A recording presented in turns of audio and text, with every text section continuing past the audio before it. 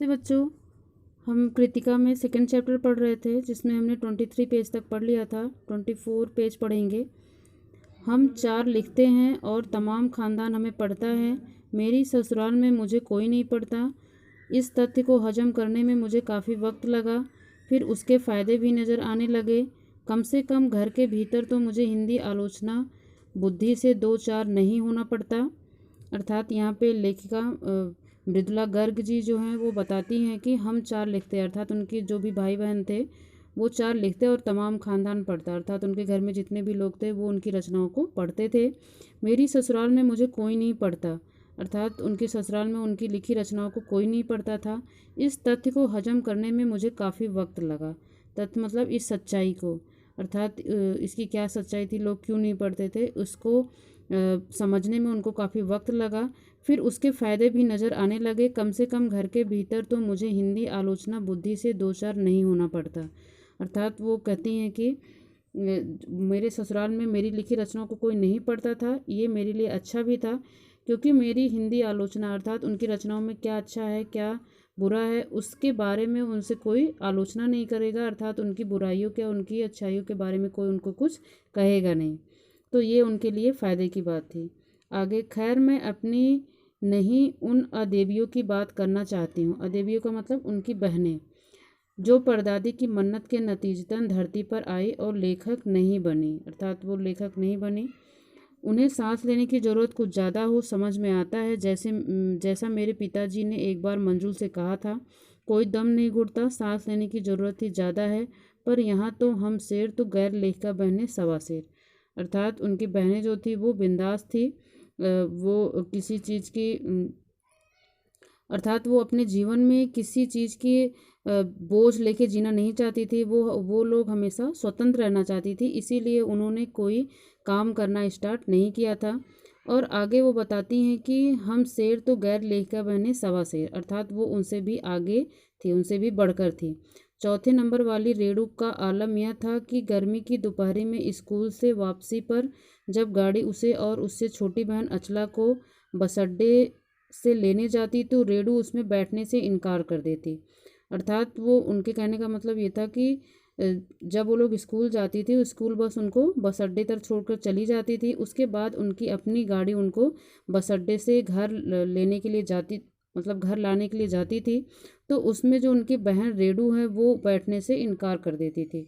उनके कहने का मतलब ये था कि ये सामंतशाही का प्रतीक है, अर्थात राजा महाराजा का ये प्रतीक है कि हम थोड़ी सी भी दूरी को तय नहीं कर सकते, इसीलिए वो बैठना पसंद नहीं करती थी। जो शायद था पर उसका कहना था कि यूं थोड़ा सा रास्ता गाड़ी में बैठकर तय करना सामंतशाही का प्रतीक था, जो शायद था, पर साथ ही पिता के अतिरिक्त लाड़ का भी और रसोइये को खाना खिलाकर जल्दी फायरिंग करने की लाचारी का भी, अर्थात उनके पिताजी जो थे वो उसको ज़्यादा प्यार करते थे इसकी वजह से। और दूसरा ये भी था कि उसकी वजह से वो और भी मजबूर रहते थे हमेशा कि जो भी उनके घर में खाना बनाता था, रसोई का मतलब जो घर में खाना बनाता है या रसोई की देखभाल जो करता है, वो उसको जैसे ही वो खाना बना लेता था उसको खाना खिला के फिर उसी की वजह से उनको जल्दी उसको घर भेजना पड़ता था, क्योंकि ये चीज़ भी उसको पसंद नहीं थी। माँ तो सब चीज़ों से उदासीन रहती थी, पर पिता काफ़ी कुढ़ते भुनते जब देखते कि अचला गाड़ी में बैठी चली आ रही है और रेणु पीछे पीछे पसीने में तरबतर खरामा खरामा, अर्थात उनकी जो माँ थी वो इन चीज़ों से उदासीन रहती थी, अर्थात इन चीज़ों की ओर वो ध्यान नहीं देती थी कि क्या अच्छा हो रहा है क्या बुरा है कौन क्या कर रहा है। लेकिन उनके पिताजी जो थे वो कुढ़ते भूनते, अर्थात वो गुस्से में हो जाते थे ऐसी चीज़ों को देख के। और जब देखते कि अचला गाड़ी में बैठी चली आ रही, अर्थात उनकी दूसरी बेटी गाड़ी में बैठ के आती थी और जो उनकी दूसरी बेटी थी रेणु वो पीछे से पसीने में तरबतर, अर्थात पूरी तरह से पसीने में भीगी हुई, खरामा खरामा का मतलब है धीरे धीरे वो आती रहती थी। बचपन में एक बार चुनौती दिए जाने पर उसने जनरल थिमैया को पत्र लिखकर उनका चित्र मंगवा लिया था, जो एक मोटरसाइकिल सवार जवान आकर उसके हाथ में दे गया था। पड़ोस में उसका रुतबा काफ़ी बढ़ गया था, अर्थात बचपन में एक बार उनको चुनौती दी गई थी, तो इसके लिए वो जनरल थिमैया, अर्थात उस समय के जो जनरल थे उनका नाम थिमैया था, उनको पत्र लिखकर उनका चित्र अर्थात उनकी फ़ोटो मंगवा ली थी। और एक मोटरसाइकिल जवान अर्थात दूसरा जवान जो था वो उनको वो चित्र देके गया था, फ़ोटो देके गया था, जिससे पड़ोस में लोग उनकी काफ़ी इज्जत करने लगे थे, उनका रुतबा बढ़ गया था। गाड़ी में बैठने के साथ उसे इम्तिहान देने से भी परहेज़ था। स्कूल तो जैसे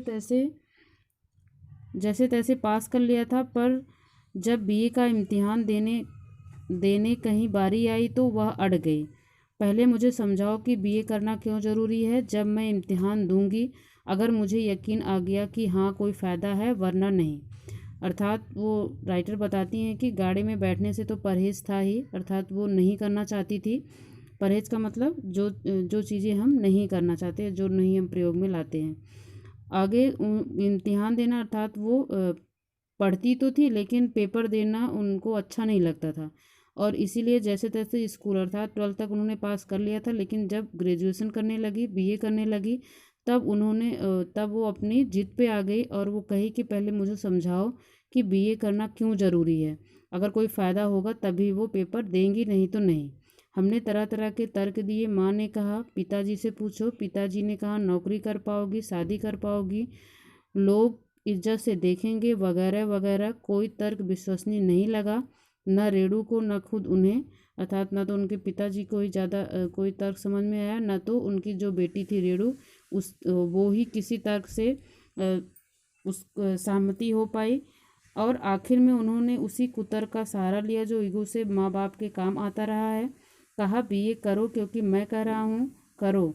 रेणु ने बीए कर तो लिया, पर सिर्फ पिता की खुशी के लिए, यानी पास होने लायक नंबर लाया। सच बोलने में वह माँ से भी 2 कदम आगे है।